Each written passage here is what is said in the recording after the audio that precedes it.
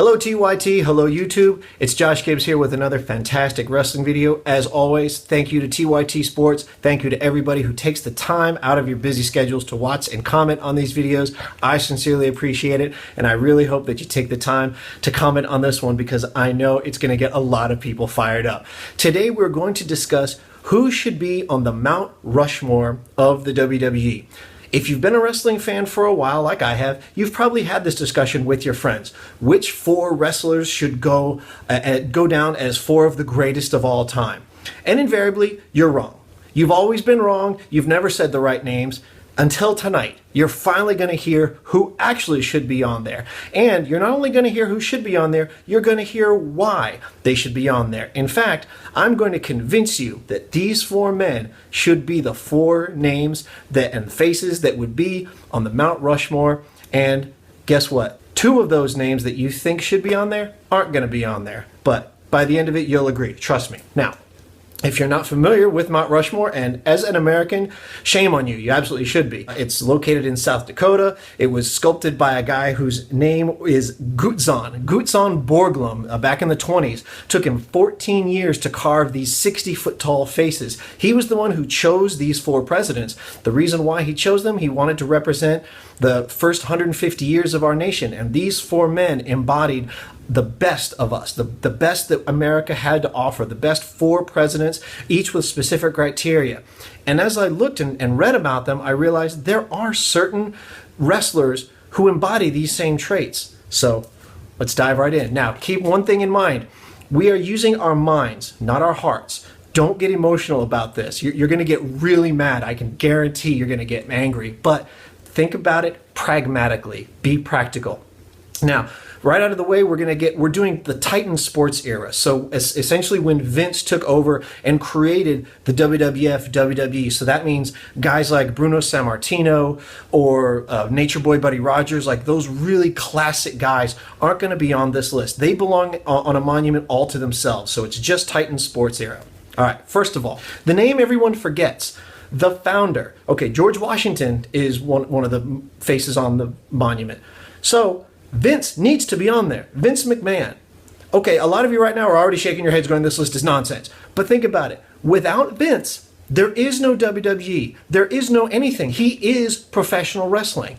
That is a fact. He created this thing. He created this empire. Okay, George Washington. He struggled to give us independence from England. Vince did the same thing to get independence from wrestling promotions, the individual wrestling promotions of the 50s and 60s that existed. Before WWE, there were all these little factions all around the country, and each one kind of did their own thing, and they all respected the boundaries of everyone else. And Vince said, I can make way more money for everybody if we televise these matches and if everybody comes together under one banner instead of all of these people owning these little kingdoms. In fact, he used terms very similar to a monarchy. He called them fiefdoms. He said there's these little lords and they each have their own fiefdom and they control it. He said, and I wasn't beholden to them. George Washington, he wanted to unify this new nation so that it could control its own destiny. That's what Vince wanted to do. He saw what his father and grandfather had done and he said, I can do that, but I can do better. I can take it to the next level. What is the next logical step? And then George Washington, whether he knew it or not, but he helped form the greatest nation on earth. He was the first president of the greatest nation on earth. And without Vince, there is no WWE. As the founder of Titan Sports, the founder of WWE, he has to be the first face on there. Guaranteed. All right. The second face, the visionary. Well, the next president is Thomas Jefferson. Thomas Jefferson, he authored the Declaration of Independence. He defined what the USA was going to be. As a founding father, he had this immense status that he could use to make things happen as the nation was starting to form. He passed the Louisiana Purchase. That's what helped expand the United States so that we could become more powerful. He knew that if we just remained really small, we're very vulnerable to England coming back and saying, hey, we're going to take this back. So he needed the United States to expand, and so he did. It was a huge land purchase for us. So who represents that? That's Triple H. Again, be pragmatic. Think about what Triple H has done. Okay, not only has he been a fantastic wrestler with an over 20-year career that spans since the early 90s, But he became head of talent development in 2011, and he started NXT, which is one of the most successful programs WWE has. He helped create the Cruiserweight Classic. He has been more influential outside of the ring, arguably, than he was inside. You could say, well, yeah, he also started Degeneration X, one of the most popular factions they've ever had. So he had a very storied career as a champion, as a leader. Yes, he got into the family by marrying Vince's daughter, but he was successful long before that happened. So he's a guy who has the clout, he has the respect needed to make these changes. Nobody else could have done what Triple H has done in expanding the WWE in the same way that Jefferson wanted to expand the United States. He loves this business. Triple H wants the WWE to be successful. He wasn't content to just be a wrestler and then go put on a suit and kind of wander around backstage. He actively has fought to make the WWE bigger and better and more global. And he's still doing that to this day. So in the same vein that Jefferson did, that's exactly what Triple H is doing for the business that he loves. Next, the greatest. Probably the greatest president that we've ever had who's on the monument is Abraham Lincoln. He was a champion for the people. Don't get excited when I use that. All right, that was a term long before another famous wrestler used it. He closed the gap between people who had social and economic classes and differences because that's where he came from. He was a man of the earth, and that's what he wanted to really bring into everybody, to bring them all together. He has one of the most lasting legacies of any president we've had simply by passing the Emancipation Proclamation and ending slavery. Upon his death, his Secretary of War, Edwin Stanton, said, "Now he belongs to the ages." And the reason he said that is because Stanton knew that Lincoln is going to be remembered forever for what he had done for this nation, even working with people who didn't agree with him and who quite frankly hated him, but he was able to bring them all together for the good of the country. And just as Lincoln was the greatest, the WWE, the WWF has had one guy who was the greatest. That's Hulk Hogan. Hulk Hogan is the most recognizable name in professional wrestling history. Your parents know who he is. Your grandparents probably know who he is. Even your kids probably know who he is, even though he hasn't wrestled in a long time. No other name was or still is more synonymous with pro wrestling than the Hulkster. Hulkamania was like a cult. If you remember the 80s, if you're old like some people, present company excluded, you remember that Hulkamania was literally running wild. It was everywhere, brother. And that it made wrestling cool. It was mainstream. It wasn't just nerds who liked pro wrestling. You could wear pro wrestling shirts and not get beat up. When he appeared in Rocky III as Thunderlips, everybody went crazy. And even though Vince really didn't like him appearing in there because they wanted to keep up kayfabe, it did wonders for the business, and the business exploded. There are wrestlers now who not only look to Hogan as their influence and their mentor, but they crafted their entire careers after the things he did.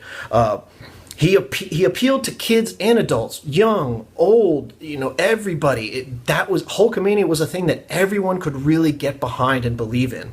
He main evented 8 of the first 9 WrestleManias. He held the WWE Championship for 4 years, and then helped to give legitimacy to the New World Order, the NWO, probably a more popular faction than DX. We could argue that in another video, but the NWO is probably the most popular thing that's ever come out of pro wrestling, ever. And Hulk Hogan was a huge part of making that happen. The turn, one of the greatest moments ever when he joined the NWO, still to this day.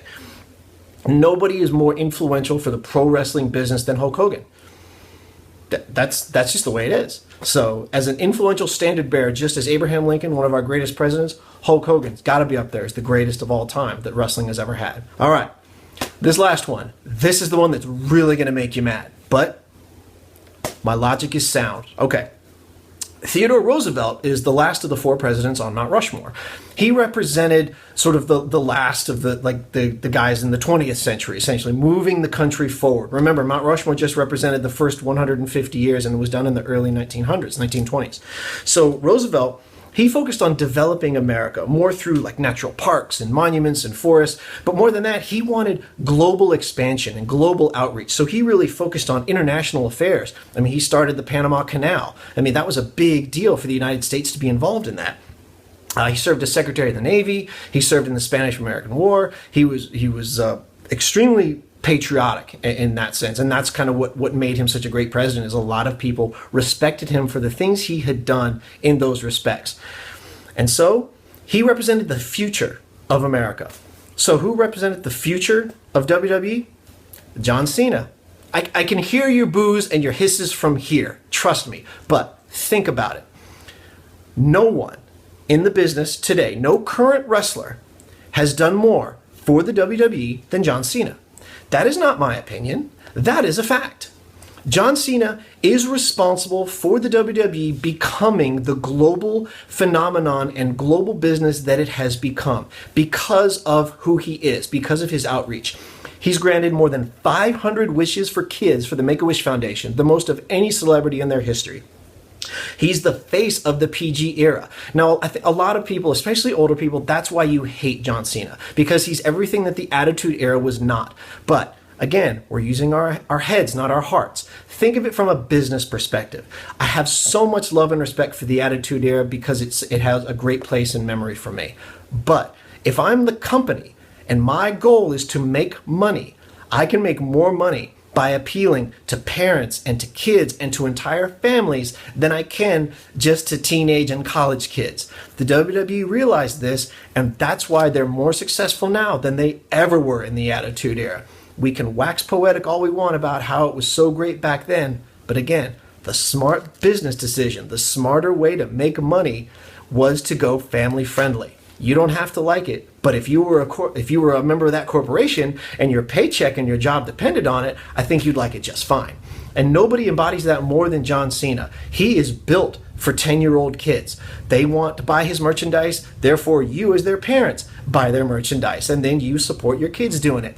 It's a formula it works, and it has worked, and you can just look at their sales. Look at how they broke $1 billion not that long ago. That's because of John Cena's global outreach, because he, as the face of the company for this time, helped them to achieve that. He's also extremely patriotic. I don't think anybody is more patriotic than he is. He does a lot of outreach work for the military. He does all these things where he goes to bases all the time, promotes a lot of his movies. When he was in the Marine, that was a big deal. He traveled actually to the base I was serving on at the time and ran an obstacle course and cut his head open, and that was a lot of fun to watch. But he's extremely supportive of the military. So, and while he never served himself, he's at least got that going for him in comparison to Roosevelt.